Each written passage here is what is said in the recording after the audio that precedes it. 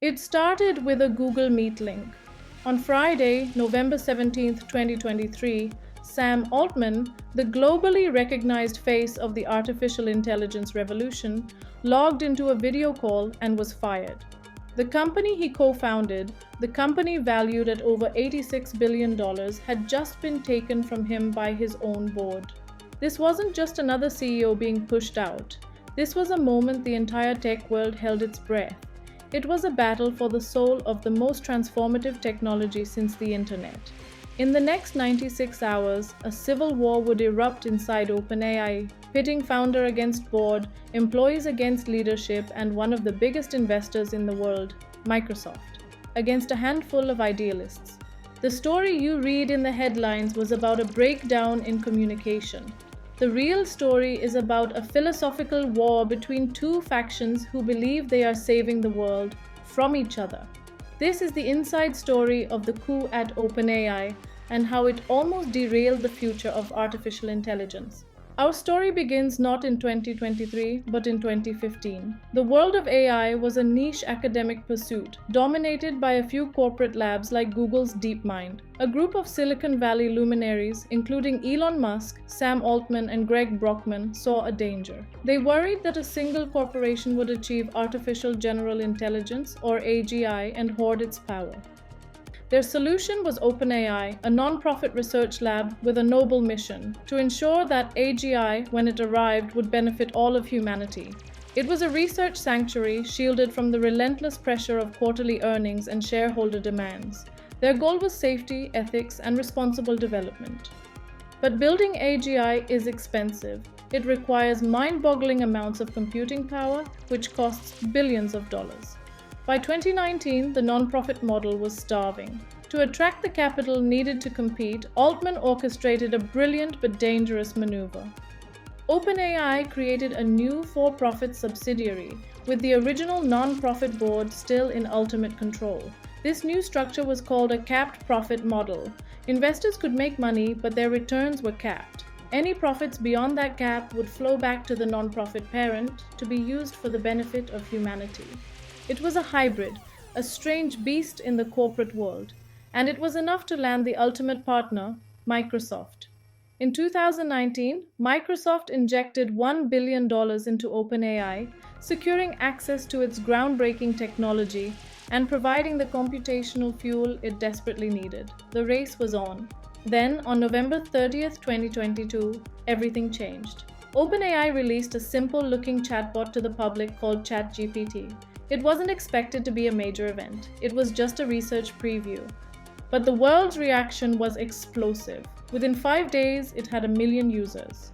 Within 2 months, 100 million. ChatGPT wasn't just a tool, it was a global phenomenon. It could write poetry, debug code, draft legal documents, and explain complex science. It felt like magic. For the first time, millions of people were touching the future. This single product launch catapulted OpenAI and Sam Altman into the stratosphere. By mid-2023, the company was the hottest name in technology. Its valuation soared to over $86 billion. Altman was no longer just a CEO, he was a statesman, meeting with world leaders, gracing the cover of magazines, and becoming the de facto ambassador for the AI age. OpenAI was at the absolute peak of its power. But inside this triumphant company, a deep-seated ideological rift was widening. A philosophical time bomb was ticking. On one side were the accelerationists, led by Altman. They believed the best way to ensure AI safety was to push forward, innovate rapidly, and get the technology into the hands of as many people as possible. By deploying AI widely, society could co-evolve with it, identify its flaws, and build immunities to its dangers. Commercial success wasn't just a goal, it was a necessary part of the mission. On the other side were the safetyists, often associated with the effective altruism movement.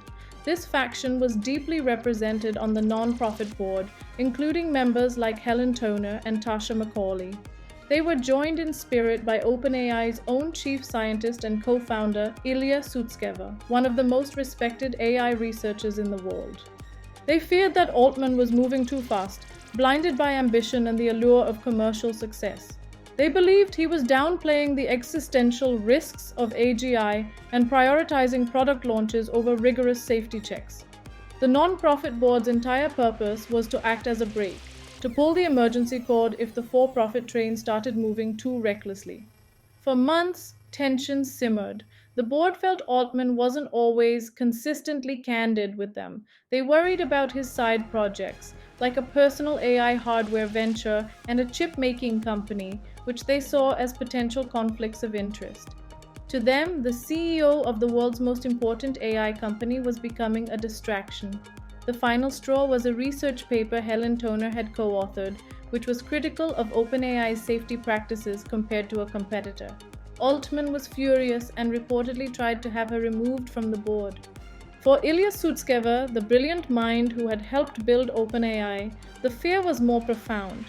Rumors swirled about a new, powerful model called Q-Star that had been developed internally, a model that showed nascent, startling capabilities.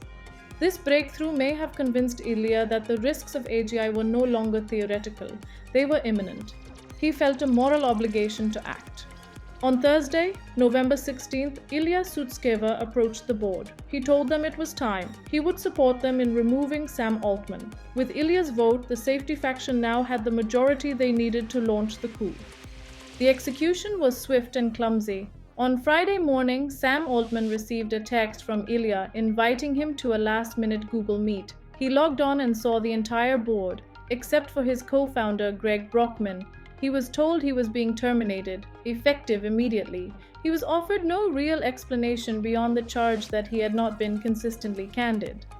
Moments later, Greg Brockman, the company's president, was told he was being removed as chairman of the board, though he could stay on as an executive. He refused. He quit on the spot. The public announcement sent shockwaves through the industry. No one understood what was happening. The board's vague statement only fueled speculation. The world's most stable, high-flying company had suddenly become a black box of chaos. But the board made a catastrophic miscalculation. They believed their authority came from the company's unique nonprofit charter. They fundamentally misunderstood where the true power at OpenAI resided. As the news broke, a firestorm erupted inside the company. Employees were bewildered and outraged. Sam and Greg weren't just executives, they were the heart and soul of the culture, the leaders who had guided them from an obscure lab to the pinnacle of the tech world. The first sign of the board's collapsing authority came from Microsoft. CEO Satya Nadella was reportedly blindsided and furious. He had just committed over $10 billion to this partnership, and the board had destabilized his entire AI strategy without even a phone call. Nadella immediately began working the back channels, publicly supporting the newly appointed interim CEO while privately maneuvering to protect his investment. Over the weekend, a frantic effort to negotiate Altman's return was made, but the board wouldn't budge. They stood firm, appointing Twitch co-founder Emmett Shear as a new interim CEO, a man respected for his cautious stance on AI risk. This was their final mistake. The appointment of Shear signaled to the employees that the board was doubling down. It was then that the employees unleashed their weapon of mass destruction. On Monday morning, a letter began to circulate. It was addressed to the board of directors. It stated in no uncertain terms that the signatories would resign from OpenAI and join a new Microsoft subsidiary to be led by Sam Altman and Greg Brockman, unless the entire board resigned and reinstated their former leaders. This wasn't a petition from a disgruntled few. The letter was signed by over 700 of OpenAI's roughly 770 employees, 95% of the company. Even Ilya Sutskever, the man who had set the coup in motion, signed it. He publicly tweeted his deep regret, admitting he had been swept up in the board's power play. This was the checkmate moment. The board had controlled the corporate structure, but the employees controlled the actual value. The company wasn't the code or the brand, it was the collection of brilliant minds that built the technology. And those minds had just declared unanimously that OpenAI without Sam Altman was nothing.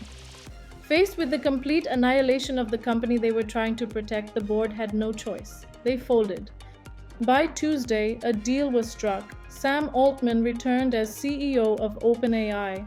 Greg Brockman returned as president. The board that fired him was almost entirely wiped out. In its place, a new, more business-friendly board was installed, chaired by Brett Taylor, the former co-CEO of Salesforce. Microsoft, the kingmaker, secured a non-voting observer seat, cementing its influence. The Civil War was over. The accelerationists had won a crushing victory. The faction that preached caution and safety had been purged, their power structure dismantled. The fallout from those chaotic 96 hours fundamentally reshaped OpenAI and the entire AI landscape. The company's quirky, mission-driven governance structure was exposed as a fatal flaw. In its place rose a more conventional, corporate-style leadership focused on growth and commercialization. The nonprofit's mission to police the for-profit arm was effectively dead. The coup's failure sent a clear message to the rest of the industry. In the race to AGI, speed is everything. The market, the talent, and the capital had all voted decisively for faster development. The philosophical debate about AI safety would continue, but the power now rested firmly in the hands of those who build, ship, and sell. The story of the OpenAI coup is more than just a boardroom drama. It's a critical case file on leadership, power, and the dangers of a mission disconnected from reality. And it offers us three crucial lessons. Lesson 1. Your people are your only real moat. The OpenAI board believed their power came from their charter. They were wrong. The company's true value, its ultimate leverage, was its army of elite AI talent. When 95% of that talent threatened to walk, the board's legal authority became meaningless. In the modern economy, your greatest asset isn't your product or your IP, it's the loyalty of the people who create them. Lesson 2. Misaligned governance is a ticking bomb. OpenAI was built on an inherent contradiction, a non-profit board designed to govern and potentially restrain a hyper-growth, for-profit rocket ship. This structure wasn't just flawed, it was destined to fail. When the stakes reached billions of dollars and the fate of a new technology, the two opposing goals could no longer coexist.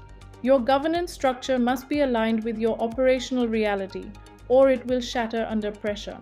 Lesson 3. In a technological gold rush, speed is the ultimate weapon. The board's attempt to apply the brakes was a direct challenge to the ethos of Silicon Valley.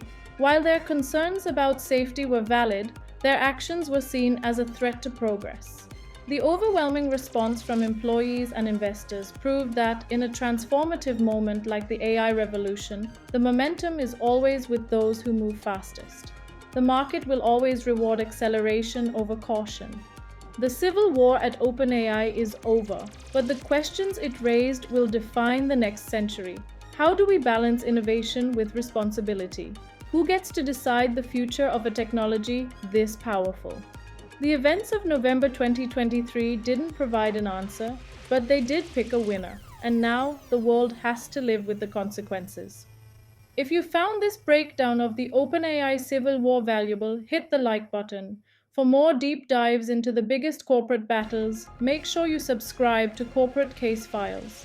And now, we want to hear from you. Comment below. Was the board right to try and fire Sam Altman, or was their coup a reckless mistake? Let us know.